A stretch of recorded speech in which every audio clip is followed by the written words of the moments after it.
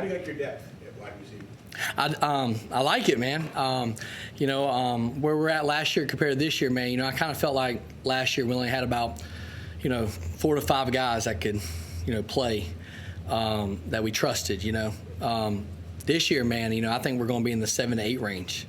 I feel really good about some transfers we brought in. Obviously, we got some guys back that played last year, and then, what's been real impressive with the 3 freshmen that came in. I mean, just for guys that just got here, man, just learning the system, making plays, being coachable. I'm excited about our depth there. I think our offensive speed is going to be faster. Hopefully, that will translate into create some more explosive plays, so we ain't got to drive it, 13 plays down the field, So that's kind of the expectation this year, is hopefully we can stretch the defense vertically even more, and which will kind of help everybody out. You had 3 transfer offensive linemen. What were you looking for when you were recruiting that position and trying to add to depth there? I mean, really 2 things. Me and Coach Darver kind of keep it simple. We want athletic guys that can bend. If you're gonna try to get the ball in space and move people laterally and build a pass pro, you got to be able to bend like an NFL lineman does. You got to be able to pass pro, right? So that's the number 1 thing. And number 2 is we want to be tough. It's not always about how tall you are, or obviously length matters, right? Like we care more about arm length. And that such thing, but we want guys that can move, that can bend, and that are tough. That show that they are powerful, tough football players on film. And I feel like we hit on all 3 of those guys, which is good to see, man. They're all 3 tough kids, and all 3 can move. And, just spring's been great for us compared to last year, just because in the run game, we're getting a hat on a hat a lot. Like we're not having a lot of free runners, not as many negative runs. And it also shows, even our O-line with Coach Stack, man, Bear's down 20 pounds from last year, Our guys are in great shape right now up front, and we're moving really well, so I'm excited where we're at. How important was experience as well, getting guys who might be ready to play right away? Yeah, I mean, experience is obviously the number 1 thing. We obviously wanted competition. So to me, it's my job as the offense coordinator to bring in competition, right? It's my job to have. I don't want just 5 linemen that can play. I want 10 linemen that can play. You want to try to be at least 2 deep everywhere you are. Does that make sense? So same thing at receiver, right? Like we want to bring competition. So bringing in guys that played a lot of football, that started, that showed that they've experienced, going through ups and downs. That matters because, like I said, in the seasons, they're going to be up and down. There's going to be times where things are going great, and there's going to be times where it's not going very good, right? So, it's good to have guys that have been through those things and understand what it takes to try to play consistent football. You mentioned Ryan losing weight. What have you seen from him this spring? Bear? Yeah. Yeah, he's been awesome, man. I think he was really pissed off about last year, just being honest. He felt like he could have played better. And so I've just seen him, man, just, his from a lot of people take off breaks after the season, and next thing you know, I see him, he's already back training, during December, during Christmas and stuff. So seeing him, he didn't really take a break. He just wanted to get better and better. And just the way he's transformed his body. And now he really understands the offense and what we're trying to get accomplished. And so just seeing him just be more consistent this spring, that's what's been the great thing about him, is that, he don't really have the boneheaded, the couple just shoot sacks or missed blocks, right? Like to this spring, he's been super consistent and just getting a hat on a hat and playing with low pad level and just understanding what we're trying to do with the pocket with the quarterback. So I'm just excited where he's at. And as a leader, man, he's a type of kid that's really hard on himself, So he's going to expect more from himself than he does everybody else, So that's what you want as a leader, a guy who shows that. Kade, how has it impacted your spring to not only know that you have Eli as a starting quarterback, but that he's been a year in your system? Yeah, I mean, it's huge. It sucks the way the season ended, with him out, like he missed so much time. Really the last, obviously four games or something like that, and then missing the whole ball practice. He didn't get any reps there, and was having surgery and all that. So, but for him to come back, man, and get cleared right before spring ball, and he's still not, like I said, 100% with his, with trust in his ankle and his body, but just having him now mentally where, he understands what we're trying to get accomplished on the field. He understands in the meetings. Like now, he's starting answering the questions. Last year when he became the starter, starter, basically the first week of the season, right? Like, it was still a whirlwind for him, Like, he was just trying to do what I'm telling him to do, Now he's starting to, understand, like, by the time we get to the film room, he's like, yeah, I know I did this, or, yeah, I know what you want me to do here, Like, he's starting to answer the questions, and once, as a quarterback, when you can answer the questions before the OC, tells you something, that means we're going to be in a lot better situation, You have Eli as QB1, but then you also have Julian, who has made a lot of strides. Yeah. Bringing in Mason as a freshman, sounds like he's been doing well as well. How important is that competition, not only for Eli, but for some of those guys as well? Yeah, for me, man, I'm all about developing, right? Like I think as a quarterback, you have to get reps. You have to spend time developing those guys, right? And, when I got here, just being honest, like, spring was hard last spring. I mean, we had 7 or 8 quarterbacks, how am I supposed to get everybody reps and really, see what they can all do? It's really hard, and then try to develop them, because they're just not getting enough. So, we made me and Coach just sat down and talked and said, you know what, like, we feel really good about where Duggar could be, and obviously Mason coming in, like, we felt really great about him as a freshman. And it's like, you know what, like, let's see if we can develop these guys this spring, right? Like, yeah, we only have 3 on scholarship, but they're talented. And let's see how good they can get with a bunch of reps. I looked at our stat, I keep up with the stats every day, and we've thrown the ball close to 900 times this spring, So think about, mostly 3 guys got reps, right? So think about all the reps they got this spring, just the experience of playing quarterback and running the team and getting rid of the ball and understanding coverage and how to handle hots, because our defense blitz a lot. So, just them getting the reps, is great for them. Duggar's taking a big stride just playing the position. He showed obviously in this bowl game that he's really athletic, man, and quarterback run and some things you can do with him is pretty cool. But you just, learning how to play the game of quarterback, learning how to lead, learning how to be consistent as a quarterback, he's made a huge stride. And obviously, Mason, for a young guy, I mean, he's very mature. He showed up from day one like a pro. I mean, I can't keep him out of my office. So that's a good thing, though, for a young guy. He's not coming here thinking that he's going to redshirt. Does that make sense?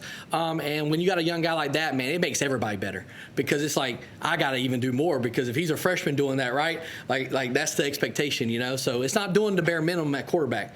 I tell our kids, I tell them all the time in that room, it's not just, watching practice one day or watching the next day, like, are you up here at the office? Are you meeting with the receivers? Are you throwing after practice, right? Like, we're not here just to do the bare minimum at quarterback, right? If you want to be a great quarterback and you want to take your game to another level, like, you got to do more than everybody. You got to be the hardest working guy in the room, in the building, really. So I'm trying to, get that expectation and get them to understand that. That's been big this spring. Coach Martuzzi had mentioned that you might have packages for Julian. Yeah. Just how dynamic can he make this offense? Yeah, obviously, that's kind of game plan, right? And the great thing too is obviously Eli can run too, right? So it's not like you got to change up some of the run stuff that we do. But the great thing about it is that now you have teams that have to game plan for that, right? You now take some hits off Eli, right? So there's a lot of cool things you can do with getting him on the perimeter, letting him read people, and just do some different things that can help the running backs out or help the run game out, right? Like, obviously, we ran the ball a lot better early in the year. Well, you have Eli who can run the ball and do those things too. Does that make sense? So when you got a guy like that, man, there's some fun things that you can do. Could you diagram those plays for us up in the portal? What's up? Could you diagram those Julian plays for us up in the portal? Oh, yeah, I already got them in my head right now, So there's some cool things you can do. So I'm excited, man. It just makes you be more creative, And what it does is it shows that, we're creating depth. I think that's the biggest thing, right? Like, we don't – listen, me and my dad talk about this all the time, right? Like, who wants to just have one quarterback that can play? Like, that don't make any sense to me. Why not, if we got 3 or 4 on scholarship, why can't they all be great players, And I feel like you got to have that, to create competition for kids to get better. And you want them to feel like that there's good players behind them, and they are going to push themselves. As you look back at last season, what are the points that stand out to you that you would point out and say, it was clicking? That was really what we wanted to do in terms of the tempo and how you were approaching it. When was it really working the way it's supposed to work? Yeah, I would say really the North Carolina game. And the reason I say that is because from the first drive till the end of the game, we played a complete offensive game, I thought. And what I mean by that is, obviously a good team and a team that had a lot of talent on the defense side of the ball up front. And but we just clicked. When it came to, we were able to run the ball that game. We were able to throw the ball down the field. We were able to throw it and get the ball out of our hands. So we just played really efficient football, and we were also able to play fast, right? And so that was the game that really okay, we got a chance here, right? And to make a run, and obviously we were super healthy then, and up front, man, that's the biggest thing, right? Like, you got to be able to control the line of scrimmage, and we got to be able to run the ball. Teams want to play too high and drop 8. Like, we got to be able to run the football at people. That's what this offense is, right? Like, I tell people all the time, we want to be the best team in the country able to throw it on first down. Like, we do, because if we can throw the ball early, then, hey, it opens up the run game, right? Teams have to play more deep coverage, play more too high, right? And now we can run the football and gash people, right? Like, I'm going to be honest with you, and I don't want to run the ball in 2 yards of cloud dust. I want people to be so scared that we're so good at throwing it that they're like, oh, we got to play deep, right? A little bit like SMU did, play deep. And then, hey, we got to go show that we can run the football at people. And we want to create big runs, And now it's like, okay, what do we do? How do we stop both? So we want to be great at doing both. So hopefully we can do that this year. Kade, who's stepping out as other options at tailback?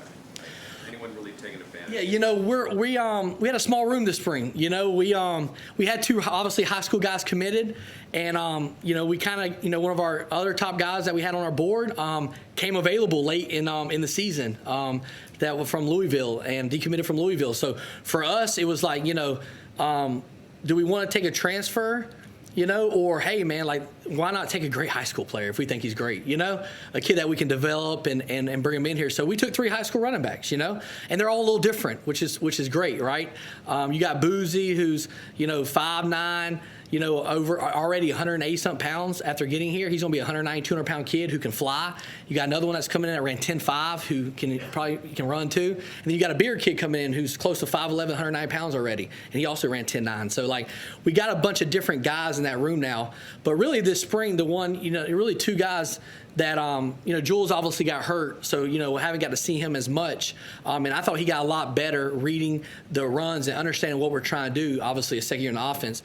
But, Boozy's been pretty done some pretty cool things, man. He's had some big runs, some explosive runs, and I think he's just touching the surface, And really the walk-on that we moved the running back, Justin Cook, man, you're talking about a 3-down back kind of type kid. He's a more rocked up kid, a bigger kid right now, but he's done great in pass pro. He catches out of the backfield because he was like a kick returner, kind of slot receiver at the school he was at, and he shows some toughness, smart kid too. So, I'm excited about that room because I don't think at that position, just honesty, I think if you can play young, I don't, as a freshman, I'm not scared to play young guys at that position. I think, as long as you can come in and do what you're supposed to do, running back's position is more of a field position, right?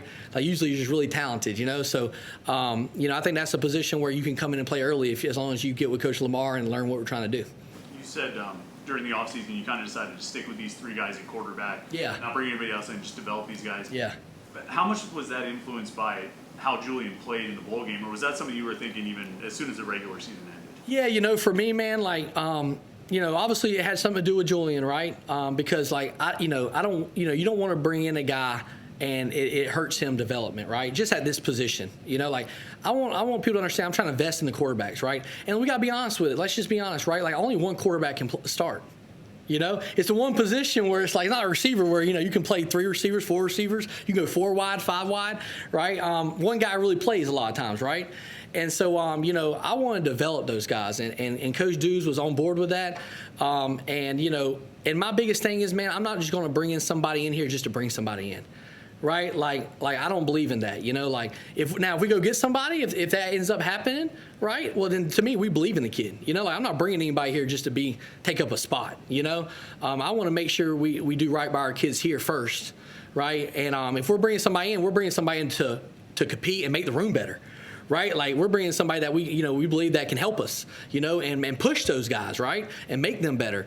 So for me, man, that's kind of what I believe in. I don't want to waste time. And hurt developing the players because, bam, you never know as a quarterback when you got to go in the game, right? And a lot of young guys aren't prepared to play because they don't get the reps, And so, I want to make sure we do that here.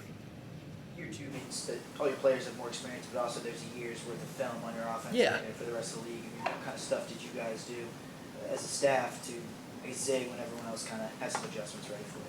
Yeah, for us, man, we're kind of used to it. If you want to be honest with you, it's just like when I got to Western Carolina, people were, we weren't very good on offense the year before, right? And we had some disrespect. People were disrespecting us early in the year, right? And we showed people that we could get guys open and we could game plan it and make some and create some plays. And so then people start changing, right? We started getting a lot of different stuff, a lot of different coverages and a lot of different fronts. And so it's up to us, right, to understand, okay, now we understand exactly how teams want to play us, right, and what they're going to try to do. And obviously, it's more film on our players, right? Okay, what did Eli do well last year? What did he not do well, right? And so we have to do a better job of maybe hiding, right, some of the things he don't do well, and hopefully develop those weaknesses this year, right, things that he didn't do well last year, right? And obviously for me, right, understand, that's what's tough about, I think, being a really explosive and teams are kind of scared of you offense. We didn't get as much bliss at the end of the year. You just watch the film. We got more 4-man rush, drop 8 stuff, right?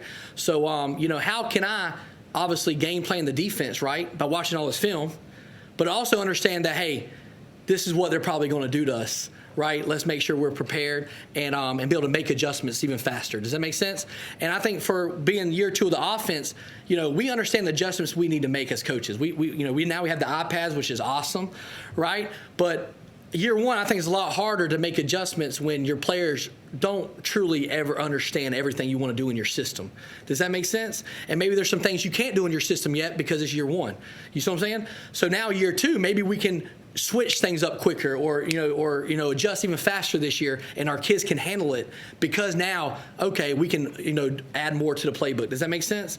So that's what I'm excited about, is now be able to, like I said, get those guys where they understand exactly what we're trying to do when we do make those adjustments. And, and I know I've said this before, but I'm a lot different than a lot of OCs. I believe in this. My dad believed in this, but, I don't script hardly anything at practice. And one of the reasons I do that is because I want our kids to be able to handle adversity, right? Like, can they handle things switching up on them like a game? Because, listen, if we can't make an adjustment after the second or third drive of the game or even the first drive, if we're waiting until halftime, you're going to lose a lot of games.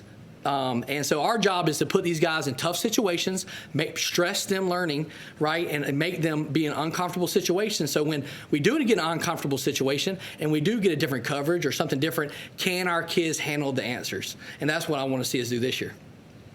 Anything else? Thanks, Coach. We're good? All right.